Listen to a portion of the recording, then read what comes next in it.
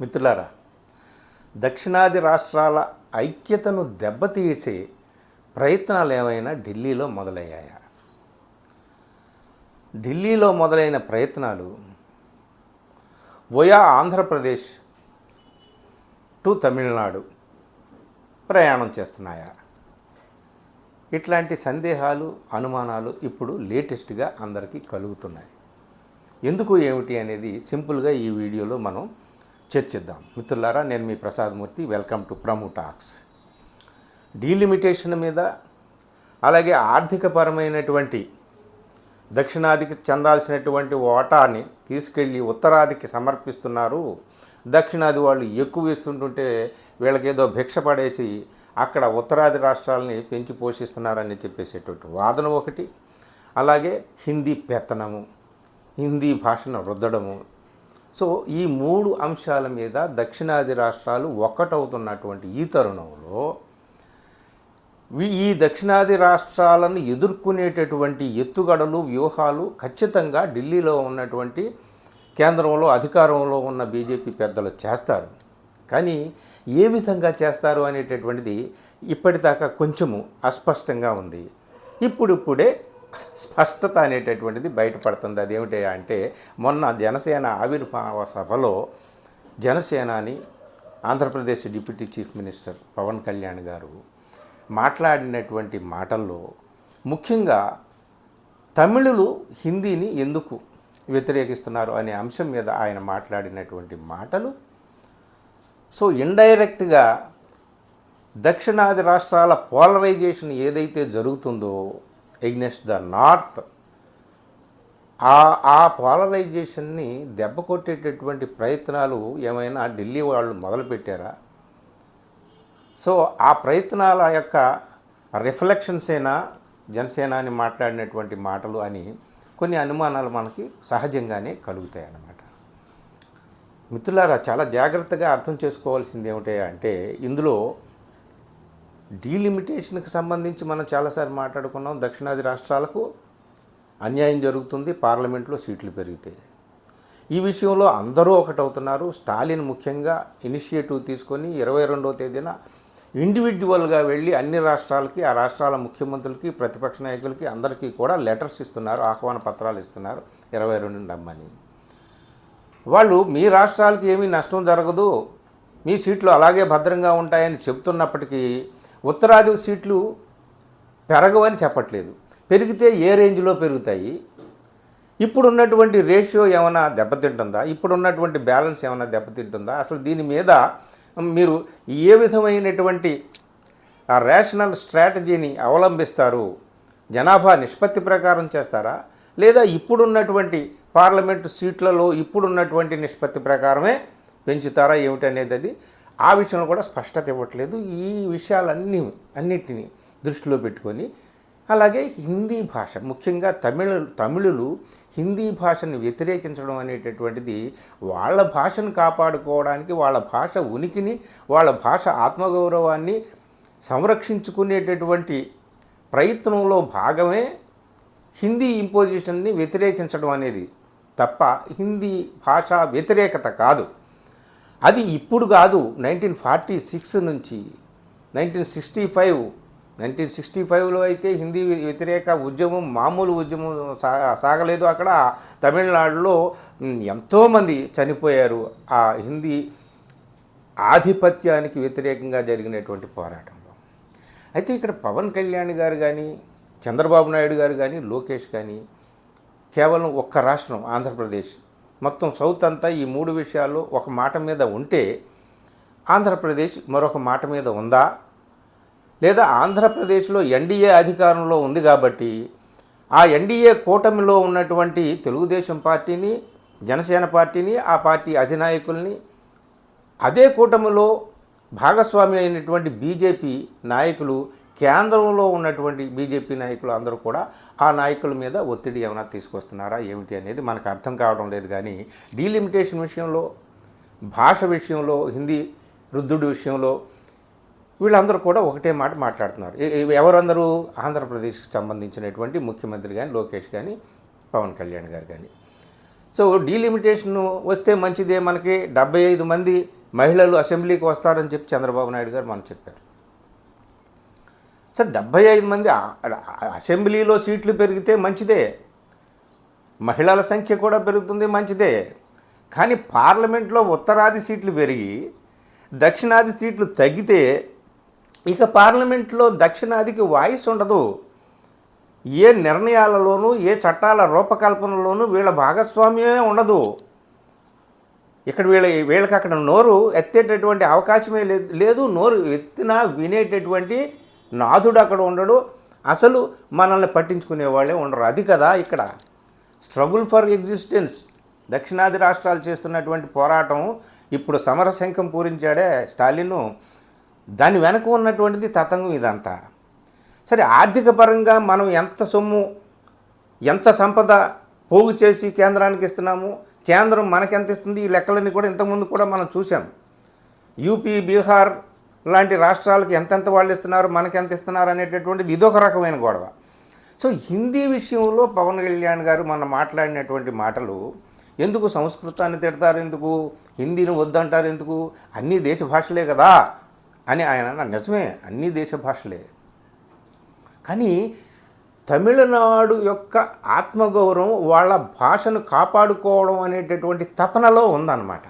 ఇక్కడ పవన్ కళ్యాణ్ గారు ఏమన్నారు, మరి మీకు హిందీ వద్దనుకుంటే మీరు తమిళంలో తీస్తున్నటువంటి సినిమాలను హిందీలో ఎందుకు డబ్ చేస్తున్నారు, మీకు డబ్బులు కావాలి, హిందీ వాళ్ళ నుంచి డబ్బులు కావాలి, యూపీ నుంచి, మధ్యప్రదేశ్ నుంచి, ఛత్తీస్గఢ్ నుంచి మీకు డబ్బు కావాలి, అప్పుడు హిందీలోకి డబ్ చేస్తారు, కానీ హిందీ వద్దు. ఎలా కుదురుతుంది?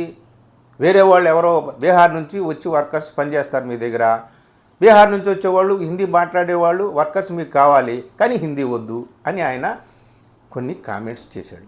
ఈ కామెంట్స్ సరే, ఈ కామెంట్స్ని తమిళనాడు వాళ్ళు ఎలా తీసుకుంటారు, స్టాలిన్ కానీ వాళ్ళ ఆ తమిళనాడులో ఉన్న ఇతర రాజకీయ పక్షాలు కానీ, నాయకులు కానీ, ప్రజలు కానీ ఏ విధంగా తీసుకుంటారు, దీని మీద వాళ్ళ రెస్పాన్స్ ఎలా ఉంటుంది, ఏమిటి అనేటటువంటిది మనం చూద్దాం, అది వేరే విషయం.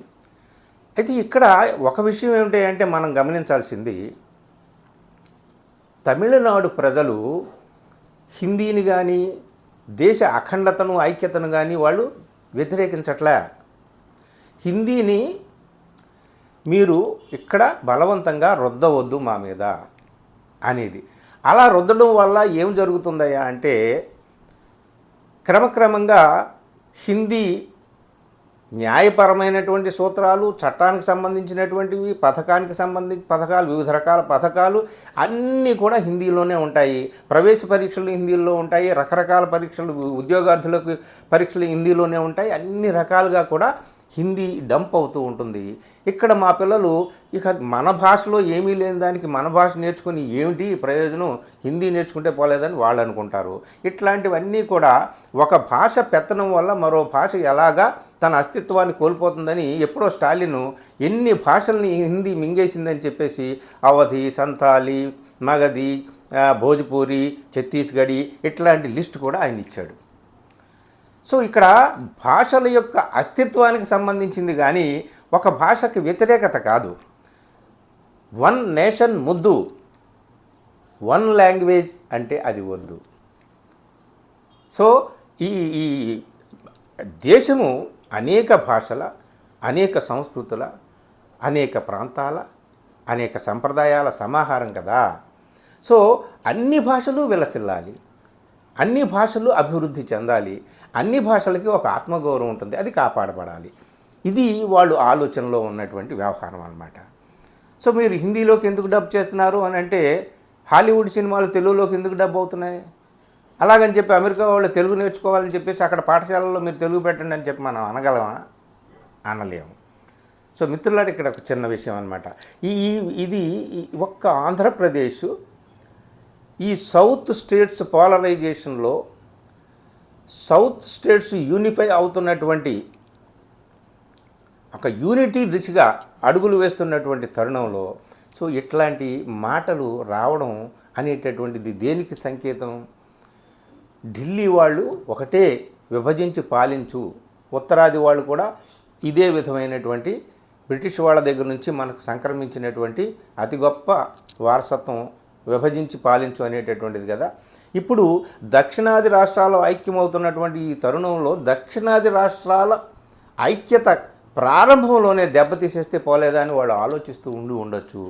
ఆ ఆలోచనల యొక్క ప్రకంపనలే బహుశా ఆంధ్రప్రదేశ్లో మొదలై ఉండవచ్చు. సో ఏ విధంగా మరి ఐక్యత అనేటటువంటిది జరుగుతుంది, ఏ విధంగా అసలు మనం నార్త్ వర్సెస్ సౌత్ ఈ రెండింటి మధ్య ఒక చీలిక కనిపిస్తుంది, ఒక ప్రకంపనలు కనిపిస్తున్నాయి, అగాధం ఏర్పడుతుంది, ఇది ఏ దిశకు వెళ్తుందా అని చెప్పి మనం అనుకుంటున్నాం. సో కానీ ఇప్పుడు నార్త్ వర్సెస్ సౌత్ కాదు, సౌత్ వర్సెస్ సౌత్ లేదా Andhra versus rest of the south states ఇట్లా అయిపోయే ప్రమాదం ఉందా? ఇక ఇవన్నీ కూడా అనుమానాలు మనకు కలుగుతున్నాయి అన్నమాట. కాబట్టి మిత్రులారా, భాషాపరమైనటువంటి పెత్తనం కానీ, ఆర్థికపరమైనటువంటి పెత్తనం కానీ, రాజకీయపరమైనటువంటి పెత్తనం డీలిమిటేషన్ ద్వారా అది కానీ ఈ అన్ని రకాల పెత్తనం ఉందే, ఆ పెత్తనాన్ని, ఆ ఆధిపత్య ధోరణుల్ని వ్యతిరేకించి ఎదురు నిలిచి